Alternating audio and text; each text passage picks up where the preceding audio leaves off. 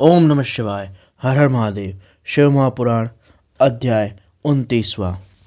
जब भगवान शिव ने अपना स्वरूप प्रकट करके माँ पार्वती को कहा कि वो उनके प्रस्ताव को स्वीकार करते हैं, तब माँ पार्वती बहुत प्रसन्न हो गई। और फिर वह पार्वती बोली कि हे महादेव, आपने पूर्व काल में जिस प्रकार दक्ष के यज्ञ का विध्वंस कर दिया था, मेरे उस प्रेम को आप किस प्रकार भूल गए। हे ईशान प्रभो, आप मेरी बात मान लीजिए और मेरी तपस्या पे आप प्रसन्न हैं और मुझे अपनी पत्नी बनाना चाहते हैं, तो मेरे पिता से इसकी आज्ञा लीजिए। जब आप मेरे पिता को एवं मेरे भाइयों और माता को इस बारे में अवगत कराएंगे, तो वो अवश्य ही आपकी प्रार्थना को स्वीकार करेंगे। और मेरे पिता को यह ज्ञात होना चाहिए कि उनकी पुत्री ने जो तपस्या की वह तपस्या सफल हुई है।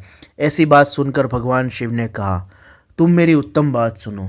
मैं साक्षात परमात्मा हूँ, निर्गुण और निराकार हूँ। भक्तों के लिए मैं साकार हुआ हूँ और मैंने तुम्हारी तपस्या और भक्ति को देखकर तुम्हारे प्रस्ताव को स्वीकार किया है।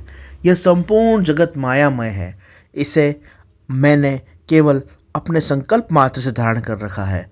जो सर्वत्र परमात्मा भाव देखते हैं एवं जो सब में ईश्वर के अंश का ही अनुभव करते हैं, ऐसे सत्पुरुषों के कारण ये पृथ्वी स्थिर है। देवी वनवर्णिनी, कौन से ग्रह, कौन सी ऋतु और कौन सा उपग्रह, तुमने मेरे लिए कौन से कर्तव्य का विधान बताया।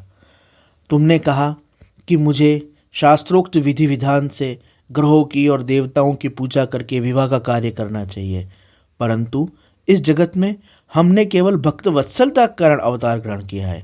तुम त्रिगुणात्मिका प्रकृति हो और सगुण होकर निर्गुण होने के बाद भी प्रकट हुई हो। मैं यहाँ संपूर्ण भूतों का आत्मा और निर्विकार परमात्मा हूँ। भक्तों की इच्छा से मैंने शरीर धारण किया है। शैलजे, तुम्हारे पिता के पास मैं नहीं जा सकता और उनसे याचना नहीं कर सकता, क्योंकि जो महान गुणवान हो वह पुरुष भी अपने मुँह से मांगने की बात नहीं निकालता। अगर कोई मांगता है तो वह लघुता को प्राप्त होता है। ऐसा जानकर भी अगर तुम चाहो तो मैं तुम्हारे पिता से तुम्हारा हाथ मांगने के लिए अवश्य जाऊंगा। तब माँ पार्वती ने कहा, नाथ, आप परमात्मा हैं और मैं प्रकृति हूँ। यह बात आपने सत्य कही। हम दोनों स्वतंत्र हैं, यह भी आपने सत्य कही। हम निर्गुण निराकार हैं और भक्तों के अधीन होकर प्रकट हुए हैं, यह बात भी सत्य है।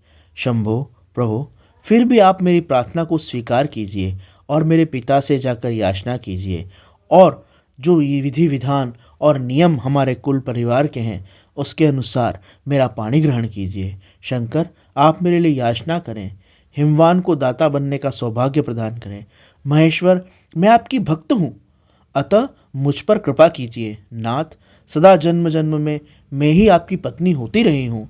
आप परब्रह्म परमात्मा निर्गुण प्रकृति से परे हैं, तथापि भक्तों के उद्धार में संलग्न होकर आप सगुण हुए हैं। आत्माराम होकर भी आपने लीला करने की यह इच्छा की है, क्योंकि आप इन सब को करने में कुशल हैं। हे महेश्वर, हे महादेव, मैं सब जानती हूँ, आप सर्वज्ञ हैं। अब बहुत कहने से क्या लाभ। आप मेरी प्रस्ताव को और प्रार्थना को स्वीकार कीजिए। मुझे और मेरे पिता को अपने विवाह के सुयश का भागी बनाइए, जिसे गाकर आपके भक्त प्रसन्नता का अनुभव करेंगे और भवसागर से पार हो जाएंगे। ऐसा कहकर जगदम्बा भवानी माँ पार्वती ने भगवान भोलेनाथ को बार बार प्रणाम किया।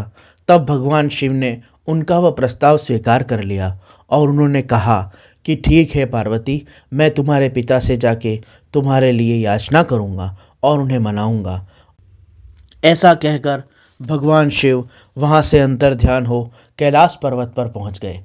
वहाँ पहुँचकर उन्होंने अपने गण आदि नंदी, भैरव सभी को इस बात का शुभ समाचार सुनाया। वह सभी प्रसन्न हो गए एवं महान उत्सव करने लगे। उस समय कैलाश पर्वत पर भगवान भोलेनाथ के धाम में महान मंगल, आनंद और उत्सव होने लगा।